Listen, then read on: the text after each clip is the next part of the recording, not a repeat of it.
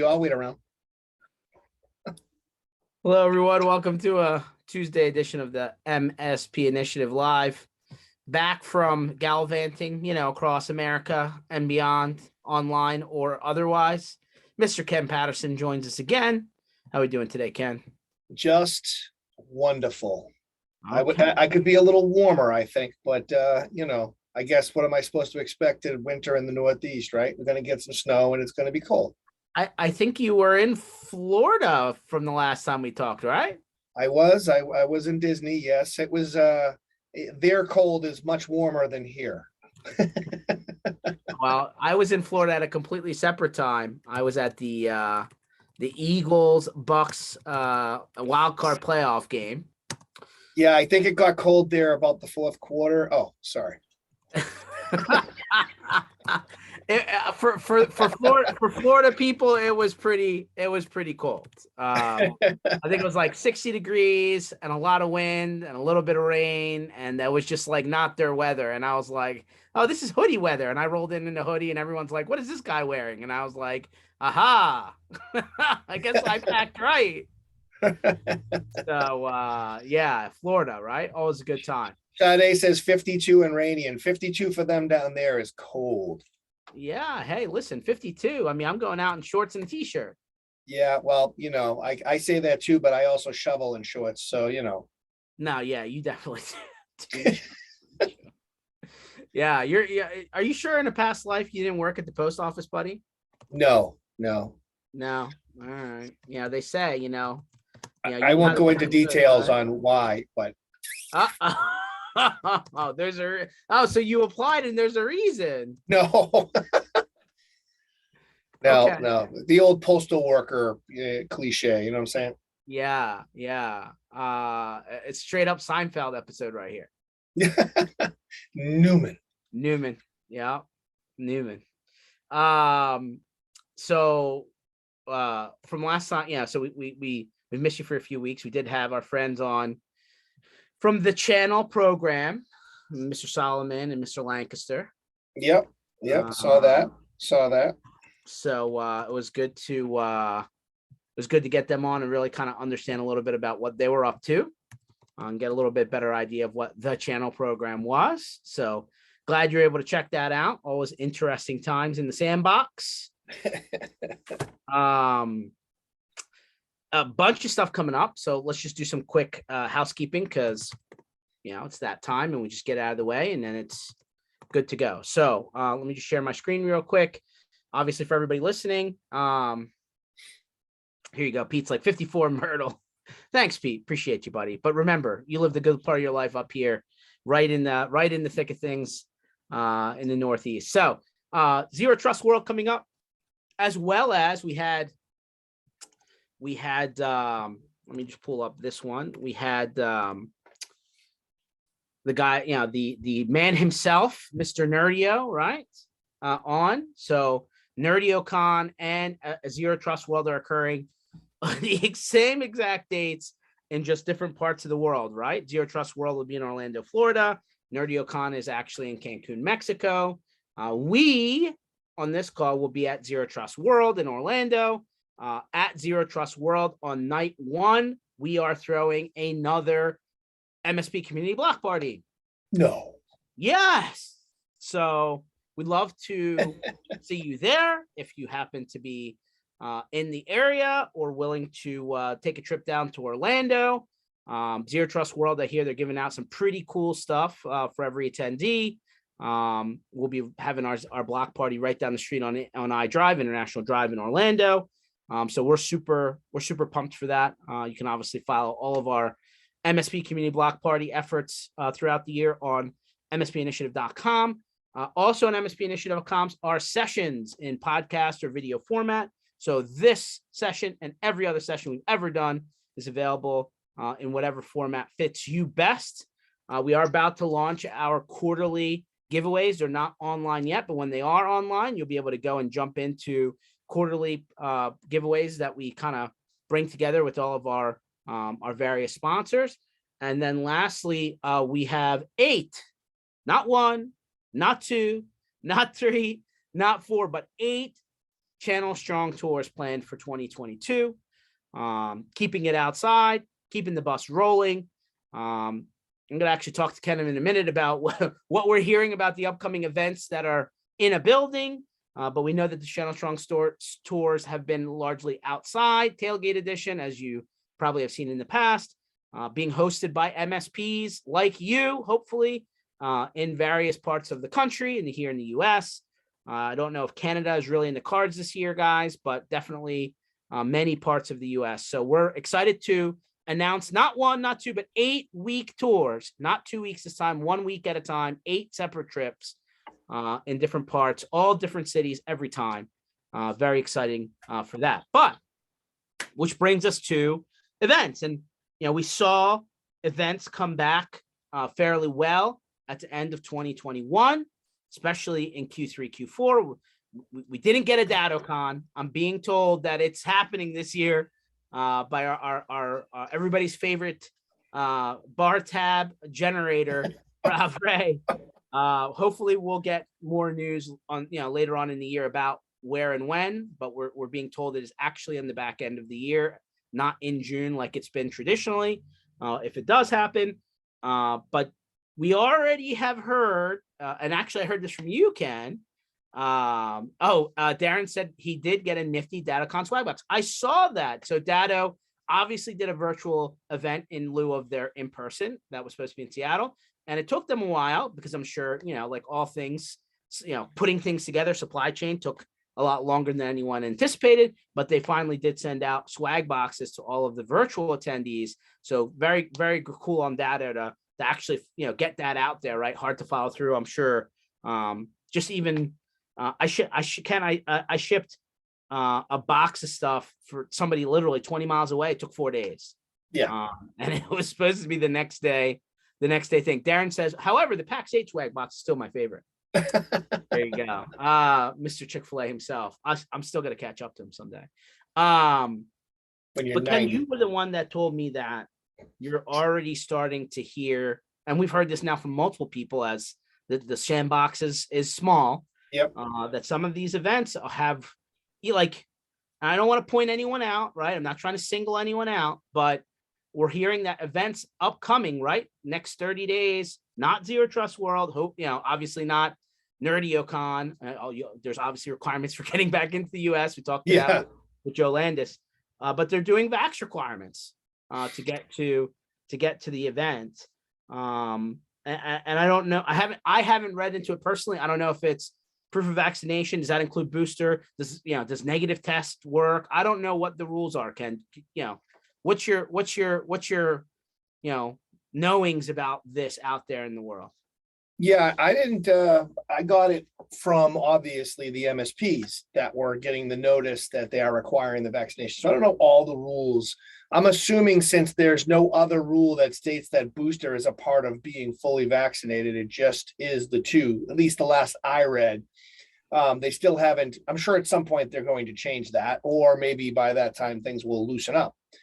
But I'm assuming that you just have to show that you got your double, you got your full vaccination from the first one to show proof that you're going into the event. I don't think it's negative testing. I think it's all proof of vaccination. And, I think some of these folks are just getting nervous about maybe they're taking slack from the other side saying, hey, how can you have these events indoors and things are, heated right now with Omicron and who knows? I don't know any of the details on, and hopefully by March, April, some of the stuff will loosen up as we're starting to see some mandates start to get pushed back. And people are, here in Boston, it was funny, just on the community call last week, remember someone asked about, hey, what are the rates in your area? And I didn't even think about it really, because I try not to sit and watch it, but right after that, I walked upstairs and the news was on and they said here in Boston, we're at the peak where it's ending, it's coming down.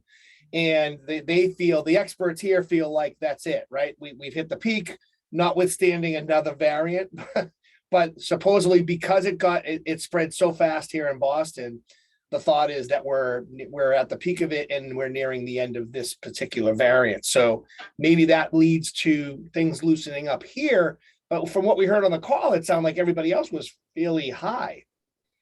right? And Yeah, so I I mean, don't know. It's hard to track what's, what's Omicron, what's not I Omicron, just what's the cold, what's this. It's really hard to determine.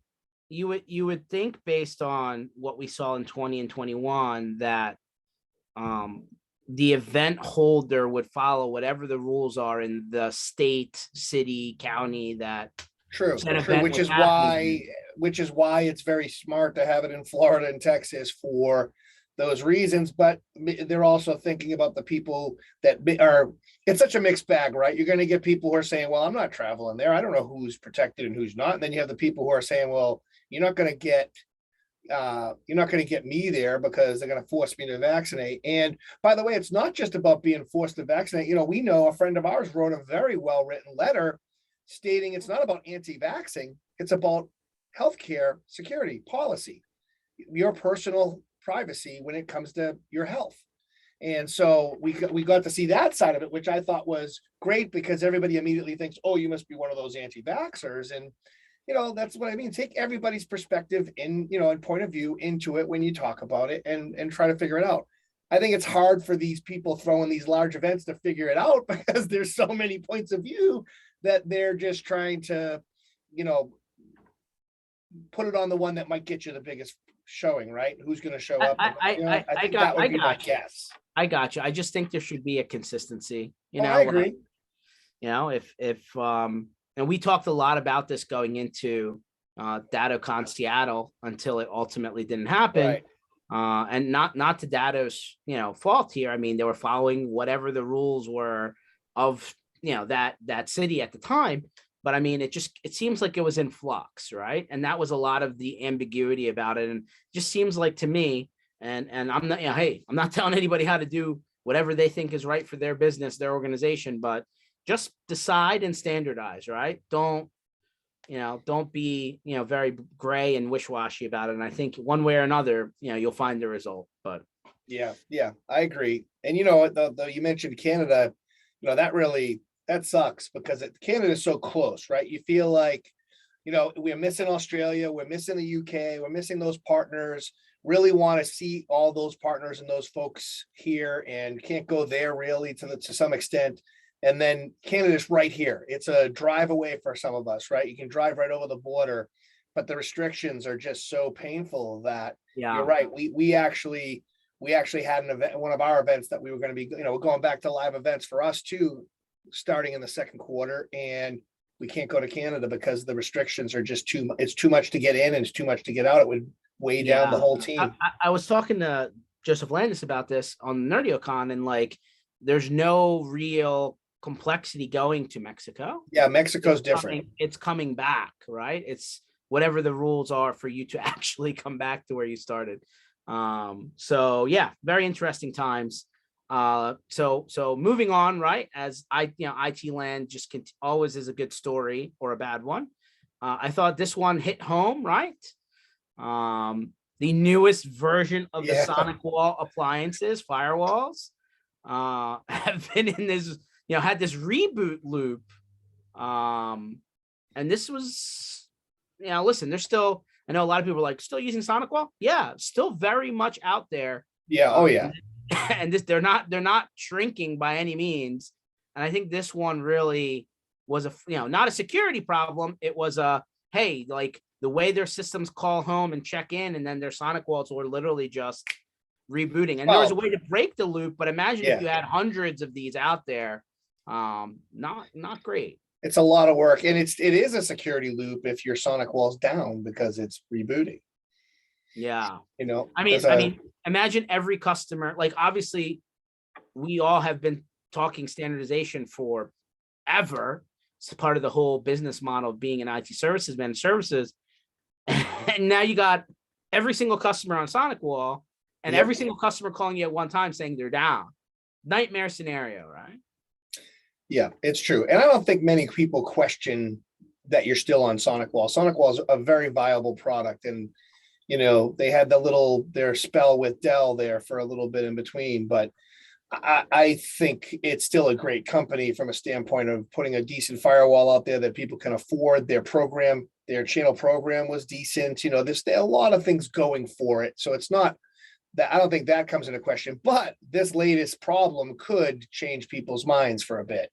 And I honestly, it's been a little while for me, maybe Darren or someone could chime in, but is there another product that's within the same price range Oh, and okay, you know what? spec level? You invoked Darren. I'm gonna allow him to jump in if you want Yeah. to, Darren. Go ahead. Tell us your story, Yeah, my well, friend. Well, no, we had several devices. I mean, Ken, it's not a matter of just your Sonicwall not securing you. It's about your network being Oh, completely, yeah, completely not down. working. Yeah. So we had this happen, and I've talked to other people, on the ASCII forum. This was all the rage. ASCII. I feel like not trying to knock ASCII, I know, Jerry, I know. like I just feel had like I just had it's to throw Reddit, that in there. it's Reddit, it's But Reddit. anyway, Yeah. I mean, this kind of situation, it shows that there's a lack of QA testing going on. I understand the need to update devices, and that's critical, great, but you can't push out a device that is rebooting, bricking. I mean, thousands or maybe millions of devices out there. I mean, it's just not. So Sonicwall Darren, should be. So Darren, this happened to you, right? What Yes, was and the? I am now the- looking for another vendor. I don't know yet who that vendor will be. We have a lot of Sonicwalls that are hitting their renewals this year that we will now be looking to go elsewhere. Yeah, so Darren, that was the question. Is there what was the another fix, though? product like Hold on, that hold on. though? What was the fix to break the loop? What did you have to do? So the thing is, some people had to go and literally and go and physically deal with it. We did not, but still, it required for some reason it seems to have it affected different, even in this series, different models in different ways. So we had a couple after several reboots, powering off, and they came back, but still there was the time when the network was down, and we were of course dealing with a bunch at once, and before we knew what actually was going on. So the point is, Sonicwall, I have not found them easy to work with, actually, and I think it's related to the whole Dell. They were bought by Dell, now they're not with Dell anymore, right? I mean, it's kind of like they had this back and forth, and it's not been a good experience. I mean, I'll let Ken ultimately ask his question, but it's interesting because Sonicwall is an independent company. They got acquired by Dell. We can talk about all the companies that went that way. It didn't go well one way or another. Then they went back to being owned by, not Dell owned, right? Dell, cashed out, took out their equity in the company, and they're actually primarily owned by Thoma Bravo, I believe, who also owns WatchGuard, which is very interesting, right? You got two competing entities, right? I believe they're in different funds, right, within Thoma, but obviously Thoma owns part of Barracuda, obviously ConnectWise, a bunch of other companies in the space, but very, very intriguing, right? Between Barracuda, WatchGuard, and Sonicwall, all three of those are potentially competing entities. But anyway, yeah, Barracuda, I was actually, George, it's funny that you mentioned that because that's where I was going. From a standpoint of, I don't know that there are many, what the competitors are that fit into that price range, but WatchGuard is one of them. And I believe WatchGuard has some very interesting cloud-based stuff that's working into the mix with their hardware stuff that they have going on. So yeah, I didn't know if you looked already, Darren. That's why I was asking. Ken, but so then this is me being naive. Does PAX8 doesn't get involved in any of that kind of situation, right? Hardware, yeah, no, PAX8's cloud only. We have actually, I could say, I mean, we have spoken to WatchGuard, but I think it was more about, that's how I know about the cloud stuff when I had I'm thinking with them. From the perspective of it being a cloud managed device, right, where you're still paying a subscription potentially. I know that seems like it would be interesting. I mean, my understanding about WatchGuard or Sonicwall is that that's what they were trying to do, right? Like they're trying to manage everything from the cloud so that the device configuration, like many, like what they call IoT sub devices. Obviously, I come from telephone world. Those devices, pull their configuration down from the cloud. a lot of times. So like that's kind of the way people go, right? I mean, in terms of trying to stay, kind of move forward, modernize things. But hey, I digress. You have pain. Obviously, you had a problem. Obviously, you're going to look for something. Hopefully, that's not a problem. Totally understand. Yeah. So this is another one, and I'm sure your buddies Matt Lee and Dom and those guys over there. So Merck had been in a legal battle. Merck, the pharmaceutical company, had been in a legal battle with their cybersecurity insurance policy vendor over a 2017 cyber attack. And the insurance company thought that it was a state-sponsored actor and that technically it was an act of war or a hostile act, which was an exclusion in the insurance policy. And it is now what, 17, 18, 19, 20? I mean, we're in January of 22. So not quite 5 years. And they finally won a $1.4 billion payment. Worth the wait. Which was the payout from the insurance policy. Yeah. So what this case did was it narrowed into the language of the security, the cybersecurity coverage, saying that, what's an act of war? You can't, like, you tried to commingle different things, right? And that, cybersecurity can't, is really separated from an act of war. I mean, listen, I'm not a lawyer. You should definitely go and read more about this case. But they were able to get past, I mean, obviously with a lot of litigation, a lot of lawyers, which they have, they were able to actually get the courts to separate out the verbiage so that they would get their, ultimately, it actually set a precedent. Well, this is what it took, George. Somebody with deep pockets to fight the insurance company, because, if this had happened to a smaller company, they wouldn't have had the lawyers, the cash, the time to wait this out, work it out, have, push through it with all that had, all this time that it took, all the litigation that it took. The good news is $1.4 billion. I mean, Merck's big. They were able to withstand and get through it. But I would say $1.4 billion cybersecurity hit, most people aren't going to survive. Yeah, I'm not talking about just overall. I'm saying in general, but what this does is it now has a precedent. Like you said, it sets a precedent. The smaller guys get hit, and the insurance company tries to pull something like this, a lawyer can fall on this precedent and say, hey, look, this happened here.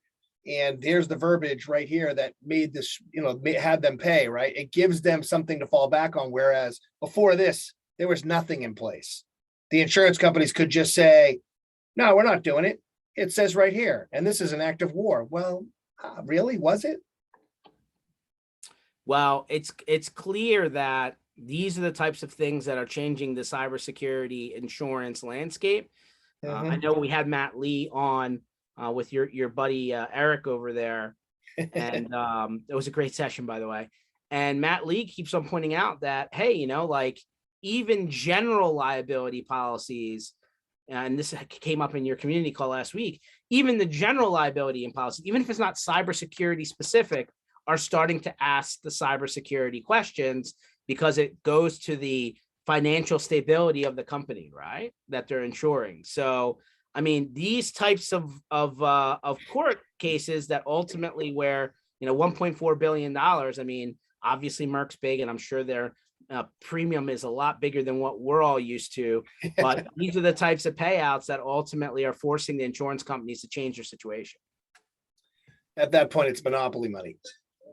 I mean, 1.4 billion, not million, billion with a B. Yeah, no, I'm saying at their level, that's billion to us is different than it is to them. Oh, yeah. But I mean, like, you ever play Monopoly and you run out of money and it says the bank never runs out of money? They just say create pieces of paper and that becomes your money. Yeah. I mean, this is what we're talking about, right? Interesting that, they took the insurance company to task and they lost. I mean, usually that's not the case, right? So, interesting to see how it goes from here, but I think we have a good idea of where things are going. Just happened to show up in the timeline of the news this week, so I thought that was interesting. Here's another one. Microsoft warns about phishing attacks that want to read your emails. I was like, phishing attacks that want to read your emails, right? So basically, hey, you click on this, it gives this bad actor permission to your mailbox, read and write. Okay. And then basically once the users give them access, they can literally download all of the content of your mailbox, calendar items, mail items, contacts. And then at that point, they have it. So if you go to actually reset your password, the data has already been downloaded. So I guess this isn't necessarily new. Microsoft's just being a little bit more vocal about it because I guess there's a more recent issue here. But they're using effectively a Microsoft authentication method, right? This OAuth, which if you've been around for a while, you know that this is a common way that people authenticate to single sign-on, stuff like that. They're effectively using this as a way to,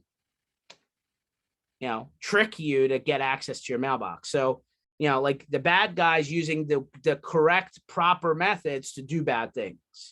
I don't, if that makes sense. Did you follow that, Ken? Yeah. Yeah. Well, of course, that's the only way they're going to get it to work. We're just the fools in the middle of that. Hopefully don't fall for it. Yeah. I mean, I don't know how much cybersecurity education you give there, but I'm sure a regular standard user doesn't even know what that means. Right. Right. No, we do get, like I said, I've been caught by the company phishing tools once, and they can get anybody. That just shows you. And I watch out for everything, but I've been got. Okay, so you even the great Kenny P didn't, maybe got caught by the tests. Just just one. Okay. That's It was all a it good takes. one. That's all it takes is one, right? That's right. That's right. Luckily, not on anything else. Everything else, I'm good. But the internal one that came directly from the CRO. No, it was the CFO or I don't remember. It was a good one. Okay. All right. I didn't transfer any money though. You sure? You didn't sign into your PayPal? Yeah, no, none of that. Okay. All right. So earlier, and maybe Darren will pop back in. We'll get his opinion on this because I'm sure he always has one. But on the 20th, right, which was 5 days ago, Datto sent their, hey, we have acquired a EDR company, endpoint detection and response info site. Actually, I think I got to blast with everyone else, but I think Darren, I heard about this from you at one point. I mean, yep. I'm I'm reading that news, George. So did you? I forget if you said did you know who InfoSight was prior to this? No, I don't know who they are. Now apparently they cater to, I guess, a bigger customers. My thing is, obviously it makes sense for Datto. It makes sense. I understand what they're trying to do. However, I don't see, unless there's something very unique about what they do, and maybe there is, but I wouldn't want my, that type of security to be with the provider of my backup. I mean, I know those, some people prefer eggs all in one basket, but I like having multiple external security layers that are not managed by, in this case, the company that also has my backup data. So that's very interesting, Darren, because, and again, not pinpointing any one vendor, just talking 30,000 foot. I mean, Ken, Darren, we've seen people who, their pitch, their marketing messages, hey, do it all. Here's your one low fee, and it's all included, right? Security, backup, all packaged together. But Darren, it seems like your position is that's scary to you. You would prefer to not have all of your eggs in one basket. That's correct, because if you're ever thinking of a worst case scenario, and let's say it's a bad actor or multiple bad actors, and they really want to cause havoc. I mean, to me, there's things that you could do when everything is under the same umbrella that you couldn't possibly do when they're not. I mean, obviously it's a far-fetched case, but I mean, who knows, right? So it would worry me in that aspect, unless there's something very unique about this security offering versus the MDR that I already have in place, which is actually with Blackpoint, which they have a good reputation in the industry, and there's a lot of them, of course, but I wouldn't be in any rush to go move away from them and go, you know, go to this. And I generally love Datto, though their track record with acquisitions or getting into new lines of business is not, unfortunately, not very good. I mean, you know, we've kind of suffered with Datto networking as an example, and it's something I regret, but we kind of got roped into it. And like, I don't know. I mean, we'll see how this plays out for them, but yeah, not in They're any just rush. doing what the other companies are doing, though. They're checking off boxes that some of these other folks have already done. Right. But I just don't know. I mean, I guess there's a appetite for that for sure, but I think most more mature operations would probably want to stay with different vendors for different roles, tasks. Oh, I get it. It makes sense. We think that's something we've been taught our whole lives, right? In the IT world, anyways. It's, you know, hey, when you start talking about security, all your eggs in one basket isn't necessarily the right thing to do. And you're right. There's a lot of things that are happening now that 3 years ago we would have said, boy, it's far-fetched for something like this to happen, and it's now happening. So you're not far off by saying this could happen, because right now I feel like with security, anything could happen.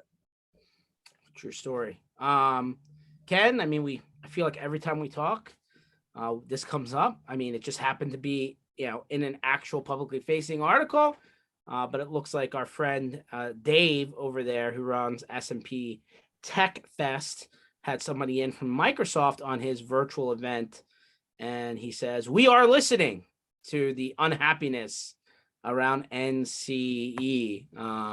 Don't know if he was approved to say that from Microsoft, but he clearly did. Obviously, things are still rolling here. So, yep. And yeah, I had actually just sent Darren, because I know he had asked this on the community call. We are doing updating the blog and doing another doing another webinar around this whole thing, talking about the updates. yeah, so the Microsoft internal team at PAX8 that is like directly interfaces with Microsoft on PAX8's behalf is the one holding this update webinar, right? I think it's this Right. week. It's next week. I think I gotta look again. Darren, you got that open? I know you said you already registered. Yeah. Hold on. Let me go to the calendar here. There's too many things open right now. Yeah, I think it is next week. Let me see. Yeah, it's the 26th, January 26th. Oh no, so it's this week. So it's tomorrow. Oh, it's tomorrow. Geez, this is Tomorrow. what happens when you're trapped in this. I have so much stuff world. on there. Yeah, it's I know, me crazy. too. I couldn't get to my calendar because I got this video up and I have all these pages all around it up. Yeah, so tomorrow. And you can just go to the events.pax8.com page and find it and register. But that's the usual. They're going to give the updates that they have up to that point. So everything we're directly connected to Microsoft, clearly. So we're doing everything we can to make sure whatever information gets back, and we're doing everything we can to make sure that you're heard as well, which is why all those things, everything that was being done, including the petition that George was a part of with Bobby Garrett. Still out there. I'm nearing 2,000 signatures that hopefully stick. Yeah, I know. So this one's interesting. This actually just hit today, timely. So Zomentum, Yeah.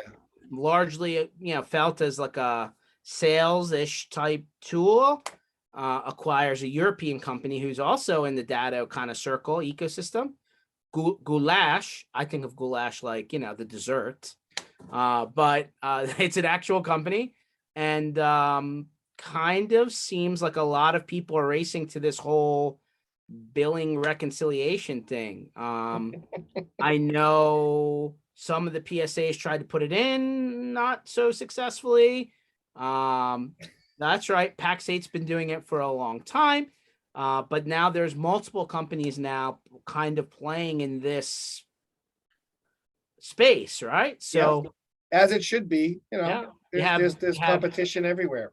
Yeah, you have Conduit out of New Zealand. You have Cloud Olive out of Australia. Now, you had Goulash over in the EU, now part of Zomentum, and then Gradient, right, based out of Canada, all playing in this billing reconciliation game. And then, of course, PAX8, that was part of your original play, right? Hey, it all syncs back to your stuff and it all adds to your agreement. So yeah, and even that is and that's being expanded through the whole marketplace as well. This first quarter there'll be same thing. So it's like you're right, everybody's going in that direction, and rightfully so. It's a big problem.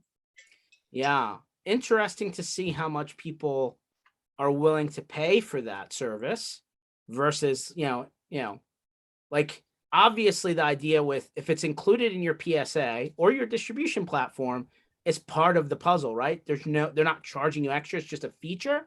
Right. If it works, by the way, because some people have tried it and it has not worked. Right. But clearly there seems to be some smoke underneath this whole conversation. Yeah, and I don't think I'm not sure the folks at Gradient are billing for it either. To be honest with you, I think I saw something the other day that said, I think it was Dave Goldie mentioned something like it's free, so why not try it or something. So I don't know if they're offering it to get people in, and then they have because they have other things that they're doing, I believe. So it's possible that they're not pushing that as a build service quite yet either, but I'm not sure. I thought they said it was like a flat fee, $49 a month type thing. Oh, maybe. I just thought I saw that. Maybe I was just watching the comical Dave Goldie. Yeah, he was singing a song or something, and I'm pretty sure he said something like that. I was like, what? Yeah, he's a funny guy. Again, that's not if you're trying to get people onto some other solutions that you're doing, it's not a bad way to get them in the door and do it. Sure. No, he's a funny dude. He really is. If you're watching out there, Goldie, what up, man? So yeah, interesting times. Interesting that all of a sudden people are racing to that area. Pete pops in and says they are selling the dashboard screenshot is up on their website. Okay, appreciate that, Pete. This is every year we just try and see what the big guys say are coming. So Gartner's saying that global spending for IT is going to increase another 5% from 2020. I mean, things seem to be going the right direction there, Ken. It's hopefully not a bad time to be in the IT business. I don't believe that it's a bad time to be in the IT business at all. I think there's a lot of questions and there's a lot of work that needs to be done. And we use the term MSP quite a bit, and it definitely has gotten a bit watered down because anybody can say they're an MSP. But if you're true to the doing the right things and following the right standards and process and all the things that goes along with this, is a very good field to be in, and it's going to keep growing at the pace it's growing at is pretty crazy. So here you go. Enterprise software, which we know goes up and down outside of the sandbox that we all play in, that's going up by 11%, which is very intriguing. And then it says the rest of the IT spending market will be in communication services, expected to just up 1.3%. And then second largest market will be IT services. So that's the stuff that, consulting, ongoing managed services, whatever, up 7.9% year over year. I mean, that money's going somewhere. Oh, absolutely. And I think cloud services, which was left off of that, and I don't think it's really necessarily included in that, cloud services were jumping at a serious rate. I have a stat on it somewhere that just blows my mind. And it was before COVID took that and blew it through the roof. So the numbers are just going to be staggering. Yeah. I mean, I'm sure cloud services is its own chart, right? So it'd be interesting to see. We'll have to go and dig that up for the next call, but that's not going anywhere, right? So that seems to be all pointed in the same direction, up. Although I think I just saw an email in my mailbox earlier. I'm a little bit behind in my mailbox, but people continue. I know. People continue to push hey, are you worried about, this was a marketing email. You worried about the stability of AWS? Well, maybe you should look at something else. And I was like, oh, okay. I mean, so obviously people are keying in on that. It's not wrong. They're not wrong, right?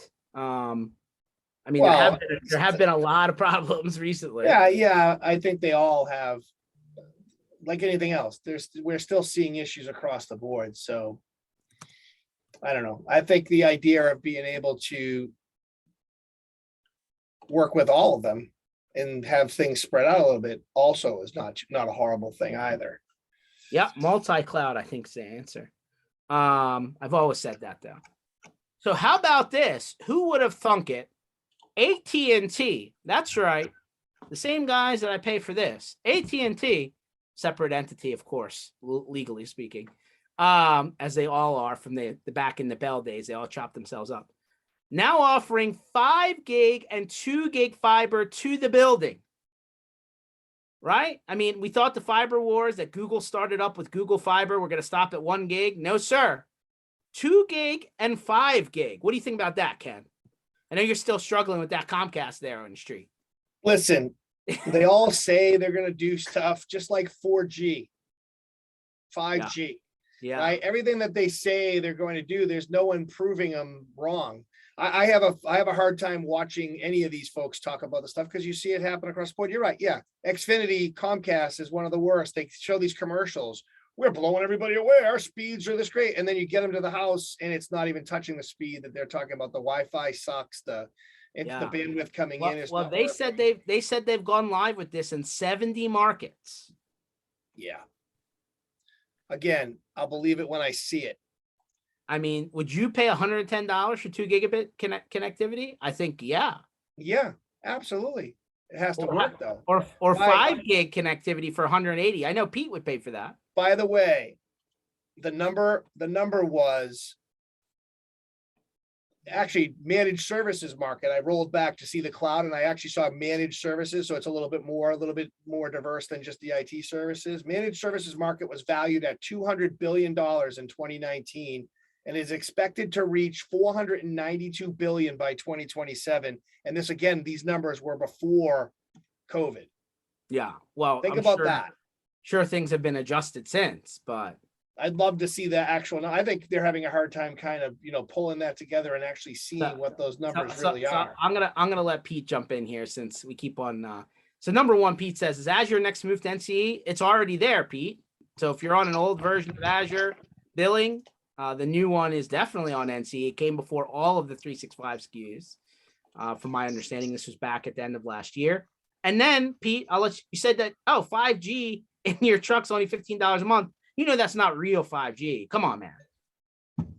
It's pseudo, but hey, $15 when we go to get the box, George.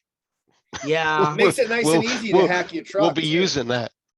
Well, actually got a pretty good setup in there. It's got its own router in there that you can do some things with.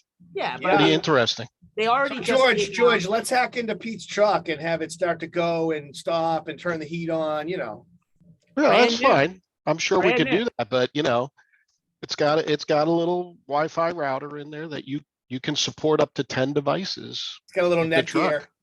Yeah, probably. No, now they're talking about the 5G ultra wideband. So when you look at your little, bar service, it's going to have UW on it. Yeah, UW. Real 5G. They really invested hard to make a little U and a little W pop up in the corner of your window. That's it. Yes, or what they call 5G plus. Well, my phone right now. Look at that. Wait, you see that 5G? It says right there. It ain't 5G. 5G. Yeah. Well, we all know that. What do you think? It's LTE at best. Yeah. Dial up. Hey, we gotta talk about the bus too. We're gonna talk about the bus. Give me a second. Take it easy, man. We just brought it up in the beginning of the show. Yeah, I know, but we're getting close to the end. I know how you get rolling. Okay, all right. So, but for the record, you saw that now all the 5G that everybody was pushing out, like all the airline industry, had a meltdown, and now all these international flights coming into the country are being canceled because the 5G, there's some sort of signal, bandwidth that conflicts with the radios or something in the plane. Yeah. That's what they've been trying to say all along when they tell you to turn your phone to airplane mode because it causes problems on the plane. And I don't know. We are coming back to Texas, JP. We'll tell you that in a second. See, JP, boom. Just lined it up, huh? You ready to go? Okay. Wait a minute. I got to connect real quick, guys. Beep bong, beep bong. You've got mail. Yeah, America. All right, I think I got, what was that, 9,600? Yeah. You know what's funny? People are still using America Online. I don't know why. I don't know how, but they still are. I thought Verizon, after they bought them, was phasing out all those email addresses and everything. People are still using it. I just sent somebody an email. It's still used. I have clients that I scream at every single time. Like, what are you actually doing? And oh well. I mean, it's really just a brand now, right? I mean, a brand and a domain name. I mean, Yeah. There's not much behind it, but yeah, I actually got somebody who's like, yeah, send it to my AOL email today. I was like, huh? You're still using AOL.com email? You should have said, I no longer want to speak to you anymore. Yeah, I should have just out. said, I know I can point you in a direction of somebody that can help you with that. I think you need some help. What's worse is that they have a desktop app still, which you do your browsing through. So not only are they using the email, but they're using whatever browser is baked into what's called AOL Desktop Gold. I mean, it's like, you got to be kidding me. Wow. Yeah. AOL Desktop Gold. Wow. Ooh, is that like CompuServe Gold? Yeah. This is my last one. Before we get into the good stuff, but Netscape was the browser, right? Here you go. They send you out a DVD or a CD just for effect. Yeah. There you go. Minecraft DDoS attack leaves small country without internet. And then this is Darren's, right? AOL Desktop Gold. So if anybody wants to sign up. By the way, it looks exactly like the AOL from 15 years ago. It's the same. It's the same program. You've got mail. That's why it's gold, baby. Yeah, convenient to use and stronger security for your online. It was created like a piece of music 20 years ago and hasn't changed since. It was like wow. And Legacy. You're getting AOL. And you're getting AOL.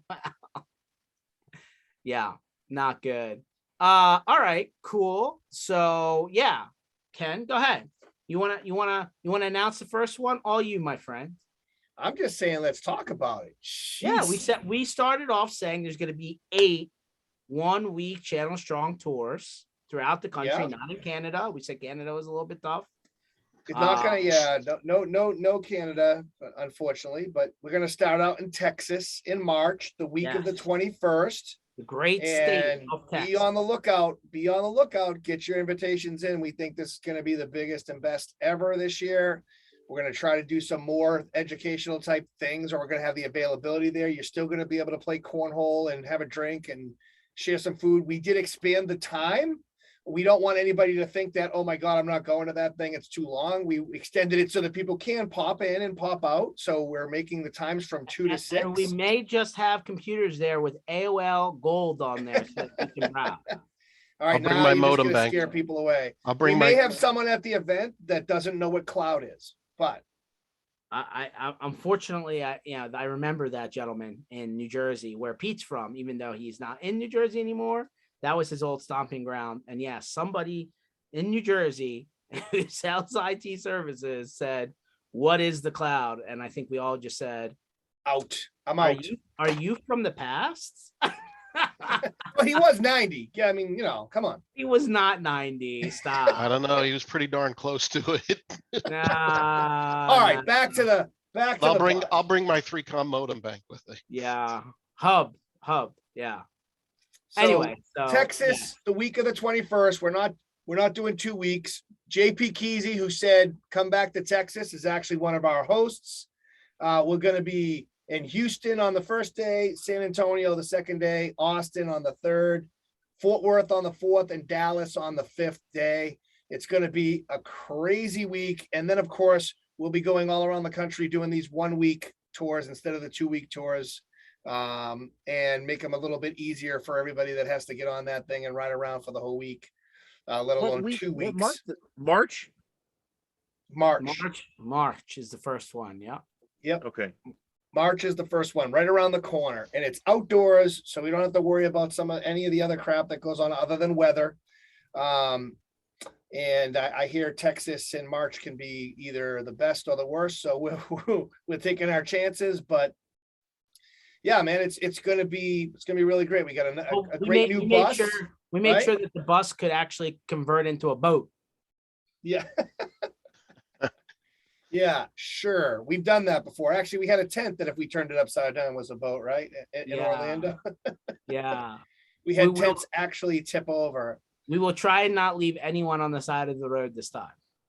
Oh, Have a- okay. We have We're a special orange wrap that we're putting on the blue trailer this time. Yeah.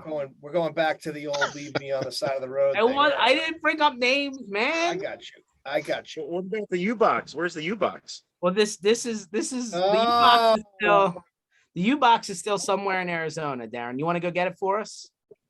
I'm know going we to be will. there this weekend. I'm going to be in Scottsdale. Should I hunt it down? I might send you on a mission. Are you good? You good with that? We'll have to see if you can match my feed. Yeah. That's what Pete was saying. He was going to bring extra orange tape so that he could turn the trailer into an orange box. The big blue trailer into the orange box. Yeah, there you Yeah. go. All right, Yeah. and quick too, just so you all know, anybody watching, make sure you reach out to George and team. The registrations will be lining up as well. But if you have a space, if you have a nice size space, a parking lot space that we could host the MSP at, host it at as well. We do have a lot of people lined up, but there's some places we don't. So keep that in mind. Reach out. Let us know if you guys would like to host. We just need a big space. If you've ever been to one, you know we take care of everything: food, drink.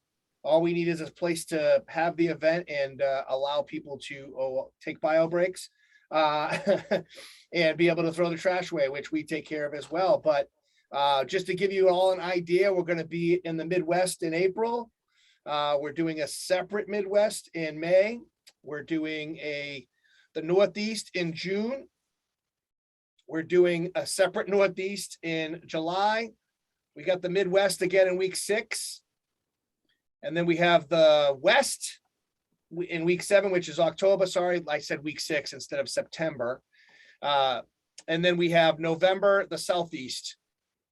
Yeah, it's So- like the NFL. It's like the NFL season, right? What week are we in? So Yeah, it's a exactly. Channel strong season. What week are we in? Right. So But Darren- you guys are watching this and you want information on it, make sure you reach out. We can help out if you want to host and we don't have someone for the spot and it all works out. I say we do it. use Darren's place for one. See how many people we can get in the elevator. Yeah. Not gonna I happen. am. Yeah, he laughed. He did. Yeah. We can have Chick-fil-A for that one, man. That could be That's how you do it. Catering. Listen, let me cater one of the things. I'll take the points. Like, Of course he's gonna take the point. Of course. tell me course. which one. I'll show up with the. I'm sure Darren has his catering order in the app on like reorder, right? It's just like just Oh another yeah, one. no, it's ready to go. It's saved. Yeah. Yeah. So who's got more points? Him or you, George? Oh, he you don't know definitely this? has more Darren points. is the leader by a mile. Wow. A mile, not 10. A mile. Yeah. Okay. It's George is fair. strategizing to retake the lead. Hold on. And in the words of Vin Diesel, I live a quarter mile at a time. Yeah. I will say, debatably, rather than a food truck thing, you might get more traction with just say Chick-fil-A at every event. I mean, I can't beat that. I don't know. Exclusively catered by Chick-fil-A. I don't know if they want that advertised out there. I might have to get permission. I don't think they're gonna care. They're pretty good with. So like, Yeah. I should like take the C and like put a different letter in there so it's not Chick-fil-A. Bick-fil-A. Chick-fil-A by George. Yeah, I'm sure that'll go over real well. Yeah. It's called bee chicken. B chicken. There you go. B chicken. I like that. That could be the winner. Yeah. So we'll see. We're gonna be, I think, in your neck of the woods, Darren, in September, right? Is that when we're out in the West? I think it's at the very, very end. No, thought it's Florida, man. it's October. October. So we can just leave the U box where it's at and just pick it up in October. There you go. What do you think, Pete? I don't know. I don't know. Okay. We're gonna have to just validate that the thing still exists. That I think is the first step. I think it may have disappeared into oblivion. Okay. Well, what a show we had today. Lots of topics covered. We have all these shows online, mspinitiative.com/sessions. We're in a lot of the podcatchers. You can find us there. Don't forget Channel Strong Tour, Zero Trust World, MSP Community Block Party. If you'd rather take a trip down to Cancun, take a look at NerdioCon. You just rewind a couple sessions and you hear all about that. And we will catch you back here again on Thursday, 1 o'clock Eastern time and 24/7 online all the time. All right. Thank you very much, everyone. Catch you later.